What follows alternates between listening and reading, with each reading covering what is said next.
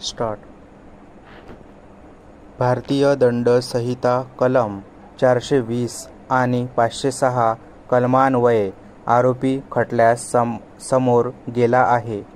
अभियोग पक्षाची थोडक्यात कथन खालीलप्रमाणे असे आहे की परिच्छेद दिनांक 14/12/1995 रोजी तक्रारदार हिने आरोपीसोबत आरोपीचे मालकीचा प्लॉट नंबर 16 पूर्व पश्चिम 25 मीटर व उत्तर दक्षिण 9 मीटर असलेला 40,000 रुपयात विकत घेण्याचा सौदा केला व तसे सौदेपत्र लिहून घेऊन इसारा दाखल आरोपी यास 5,000 रुपये नगदी देऊन दिनांक 30/11/1996 रोजी खरेदी करून घेण्याचे सौदेपत्रात नमूद केले.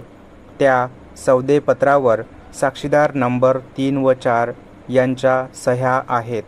वरून दिनांक 30/11/1996 रोजी यातील साक्षीदार नंबर 1, 2 व 4 हे खरेदी करणे कामी तहसीलदार हजर असताना यातील आरोपी हा तारखेवर खरेदी करून देण्यास आला नाही व आरोपीने सदर प्लॉट दुसऱ्यास विकून त्याला खरेदी करून दिल्याचे तहसीलमध्ये त्यांना समजले. वरून सदर आरोपी याने तक्रारदार हिला प्लॉटचा सौदा करून तिचेकडून 5,000 रुपये घेऊन तोच प्लॉट दुसऱ्यास विकून तक्रारदार हिची फसवणूक केली आहे व तुमच्याने जे होईल ते करा अशी धमकी दिली म्हणून तक्रारदाराने पोलीस ठाण्यात फिर्याद दाखल केली.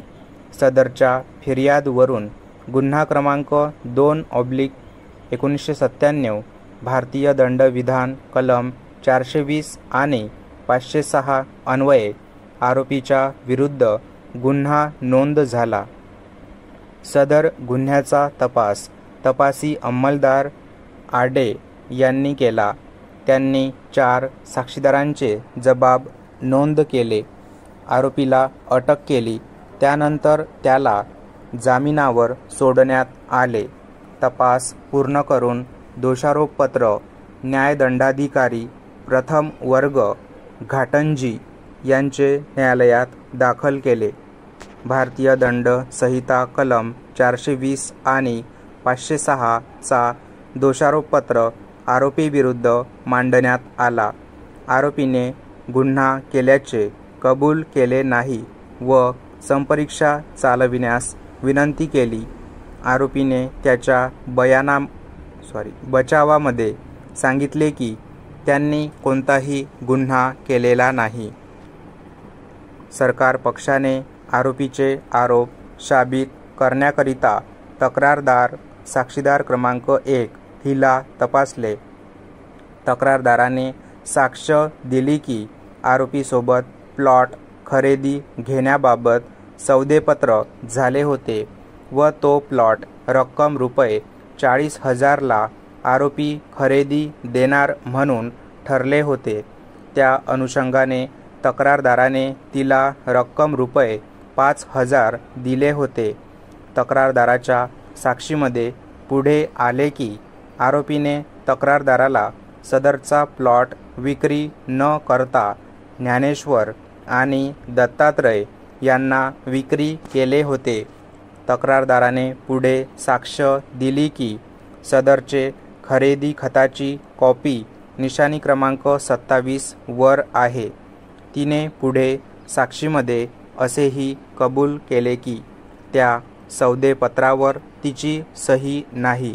परिच्छेद तक्रारदाराच्या साक्षीवरून ही बाब दिसून येते की सदरचे सौदेपत्र जे निशाणी क्रमांक 27 वर आहे तक्रारदाराची सही नाही.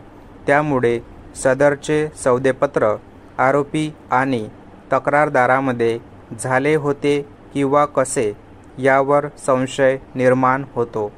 म्हणून तक्रारदाराची साक्ष संशयास्पद वाटते. त्यामुळे तक्रारदाराची साक्ष सरकार पक्षाला आरोपीचे आरोप साबित करण्याकरिता उपयोगाची नाही या मताशी मी येत आहे. सरकार पक्षाने रत्नमाला साक्षीदार क्रमांक 2 ला तपासले. या साक्षीदाराने साक्ष दिली की ती तक्रारदार आणि आरोपी यांना ओळखते. सन 1997 साली तक्रारदार तिच्या घरी भाड्याने राहत होती. तिने साक्ष दिली की आरोपी आणि तक्रारदारामध्ये सौदा झाला होता. तिने पुढे साक्ष दिली की पोलिसांनी तिचा बयान घेतला नव्हता व पुढे त्या सौद्याचे काय झाले तिला माहिती नाही. या साक्षीदाराच्या साक्षीवरून ही बाब निष्पन्न होत नाही की आरोपीने तक्रारदाराला धोका दिला होता, तसेच आरोपीने तक्रारदाराला जीवे मारण्याची धमकी दिली होती. या साक्षीदाराची ही साक्ष सरकार पक्षाला मदत करणारी नाही. सरकार पक्षाने 2 पोलीस साक्षीदार क्रमांक 3 व 4 यांना तपासले. या साक्षीदाराच्या साक्षीवरून दिसून येते की त्यांनी गुन्हा नोंद करून गुन्ह्याचा तपास केला आहे. या साक्षीदारांची ही साक्ष सरकार पक्षाला आरोपीचे आरोप साबित करण्याकरिता उपयोगाची नाही या मताशी मी येत आहे. आरोपी विरुद्ध भारतीय दंड संहितेच्या कलम 457, 380 खालील आरोपांकरिता हा खटला चालविण्यात येत आहे. अभियोग पक्षाचे कथन थोडक्यात असे आहे की फिर्यादी याने पोलीस स्टेशन पारवा येथे फिर्याद दिली की दिनांक 10/2/1985 रोजीचे रात्री दरम्यान त्याने घरून तुरी अंदाजे 60 किलो चोरी केली आहे. ज्या ठिकाणी तुरीची गंजी आहे त्या ठिकाणी पाय उमटून आहे. त्या पायावरून त्याचा संशय वाढलेला आहे की शेषराव यानेच चोरली असावी असे वाटते व ती तूर मकसूद यांनी दुकानात विकली आहे. यावरून असे वाटते की ते दोघांनीही चोरी केली. सदरील फिर्यादवरून पोलीस स्टेशन येथे अपराध क्रमांक 7/85 नुसार गुन्हा नोंदविण्यात आला. त्यावरून तपास सुरू झाला. तपासाअंतर्गत संबंधित तपासी अंमलदार यांनी घटनास्थळ व जप्ती पंचनामा तयार केला. साक्षीदारांचे जाबजबाब नोंदविले. आरोपींना अटक केली. आरोपींविरुद्ध वरील कलमान्वये दोषारोपपत्र न्याय प्रविष्ट केले. आरोपी व फिर्यादी यांचे वाद आपसात मिटले असून त्यांचा समझोता झाला आहे अशी पुर्शिस निशाणी क्रमांक 33 त्यांनी सादर केली.